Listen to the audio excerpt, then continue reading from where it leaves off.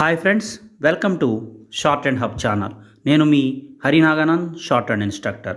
మనము ఈరోజు ఈ వీడియో ద్వారా legal passage 80 words per minute dictation అనేది చెప్పుకోబోతున్నాము. వీడియోలోకి వెళ్లే ముందు మనం ఈ షార్ట్ అండ్ సబ్జెక్ట్ సంబంధించి ఆన్లైన్ ఆఫ్లైన్ కోచింగ్ అనేది అందిస్తున్నాము. అలాగే మనం జనరల్ డిక్టేషన్స్ అలాగే లీగల్ ప్యాసేజెస్ సంబంధించిన డిక్టేషన్స్ కూడా అందిస్తూ ఉన్నాము. సో ఇంట్రెస్ట్ ఉన్నటువంటి విద్యార్థులు మన వాట్సాప్ గ్రూప్ నెంబర్ అయినటువంటి 9704455002కి సంప్రదించగలరు. అలాగే ఈ వీడియో కనుక నచ్చినట్టయితే ఖచ్చితంగా లైక్ చేసి మీ ఫ్రెండ్స్ ఎవరైనా సరే ఈ షార్ట్ అండ్ ప్రిపేర్ అవుతుంటే వాళ్ళకి సెండ్ చేయండి. సో మనం ఏదైతే టాపిక్ అనుకున్నామో ఆ టాపిక్ గురించి డిస్కస్ చేద్దాము. రెడీగా ఉండండి. 1 2 3 start. The case of the petitioner number 1 is that her marriage took place with the deceased Madhusudan Rao at Tirumala on 10/2/1989. The rival claim of the respondent number 3, Mary, is that her marriage took place with the deceased on 24/5/1980. It is the further case of the respondent number 3, Mary, that she filed a divorce petition against her husband, showing the petitioner number 1 as a party since her husband developed illegal intimacy with her. In order to buttress her contention, she filed Exhibit B1, certified copy of the order in DOP 7 of 1992, which clearly goes to show that her marriage with the deceased took place on 24/5/1980, and out of their wedlock they beget 2 sons, that is respondents 1 and 2 in the petition. Since her husband developed illegal intimacy with the petitioner number 2, she sought for divorce. Apart from that, she filed Exhibit B2, summons to show that the deceased received summons in DOP number 7 of 92 on behalf of the petitioner number 1, Vijay Kumari. Also, Exhibit B1 further shows divorce were granted to Mary since her husband and the petitioner number 1 were set ex parte. In the grounds of appeal, the petitioner number 1 says that after obtaining divorce, the deceased married her and therefore she is the legally wedded wife of the deceased. The above contention is bereft of any pleadings or evidence before the trial court, which can't be entertained at the appellate stage. Viewed from any angle, only to overcome the finding given by the learned judge, this ground is invented in the appeal. The petition clearly shows that her marriage took place with the deceased on 10/2/1989, that is much prior to the decree of divorce granted to the deceased in DOP 7 of 1992.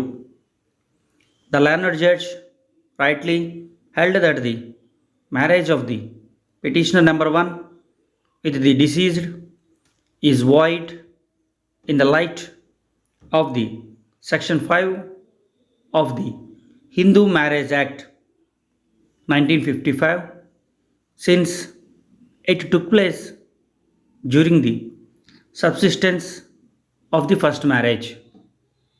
As the marriage is void, she can't be considered as legally wedded wife. There are no grounds to interfere relating to the said finding given by the learned trial judge. At no stretch of imagination, the petitioner number 1 can't claim that she is the legally wedded wife of the deceased unless it is established that her marriage with the deceased took place after obtaining divorce from respondent number 3. Hence, the said ground taken by the appellants has no merit. The petitioner number 1 further relied on the declaration given by the deceased in his service register. The entries in the service register, of course, made by the husband could establish her relationship with the deceased, but it can never validate a void marriage as a valid marriage. The contention of the respondents is that the entries made in the service register inserting the names of the petitioners after the death of the deceased is a mere plea which is devoid of any merits. Viewed from any angle, exhibits A4 and A5, the birth certificates of the petitioner numbers 2 and 3 would show that they are the children of the deceased. In the light of the unswerving circumstances, wide exhibits B1 and B2 would cut the issue. In the light of the extenuating circumstances referred to supra, there are no grounds to interfere in the impugned order. Both the appeals are meritless and are liable to be dismissed. Stop. చూడండి students, మీరు ఇప్పటి వరకు కూడా 80 words per minute ఈ legal passage అనేది రాయటం జరిగింది. So మీకు 80 కంటే కొద్దిగా స్పీడ్ ఎక్కువగా ఉంది. మీరు ఈ ప్యాసేజ్ని రాసిన తర్వాత చక్కగా ట్రాన్స్క్రిప్షన్ చేసుకొని తప్పులు ఏం పోయినాయి, ఏ పదం బదులు ఏ పదం రాశారు అనేది కూడా క్లియర్గా చూసుకోండి. అలాగే మీకు రానటువంటి పదాలని మీరు డిక్షనరీ చూసుకొని దాని ప్రకారం అవుట్లైన్ ఎలా రాయాలనేది కూడా మీరు తెలుసుకోవాల్సి ఉంటుంది. ఈ షార్ట్ హ్యాండ్ సబ్జెక్టుకు సంబంధించి పూర్తి డిక్షనరీ కూడా అందుబాటులో ఉన్నాయి. మీకు ఈ ఇంగ్లీషు వర్డ్కి సంబంధించి షార్ట్ హ్యాండ్ వర్డ్ ఎలా రాయాలనేది కూడా డిక్షనరీస్ అనేది అందుబాటులో ఉన్నాయి. సో వాటిని పర్చేజ్ చేసుకొని మీరు కొత్త వర్డ్ వచ్చినప్పుడు ఈజీగా ఎవరు సహాయం తీసుకోకుండా మీరు డిక్షనరీ చూసి ఆ వర్డ్ని ఎలా రాయాలనేది కూడా మీరు తెలుసుకున్నట్లయితే మీకు మరిన్ని వర్డ్స్ అనేది తెలిసేటువంటి అవకాశం ఉంది. ఈ ప్యాసేజ్ కనుక మీరు స్పీడ్ రీచ్ కానట్లయితే 1 or 2 times రాసిన తర్వాత అప్పుడు ట్రాన్స్క్రిప్షన్ చేయండి. ట్రాన్స్క్రిప్షన్ చేసి చూసుకున్న తర్వాత మరలా ఒకసారి ఈ ప్యాసేజ్ రాయడం ద్వారా మీకు ఈ ప్యాసేజ్ మీద మంచి గ్రిప్ అనేది వచ్చేటువంటి అవకాశం ఉంది. ఈ వీడియో మీకు నచ్చినట్లయితే లైక్ చేయండి, ఈ వీడియో మీద కామెంట్ చేయండి. మీకు ఎలాంటి వీడియోస్ కావాలో కూడా తెలియజేసినట్లయితే మనం ఆ రకమైనటువంటి వీడియోలు అందించేటువంటి అవకాశం ఉంది.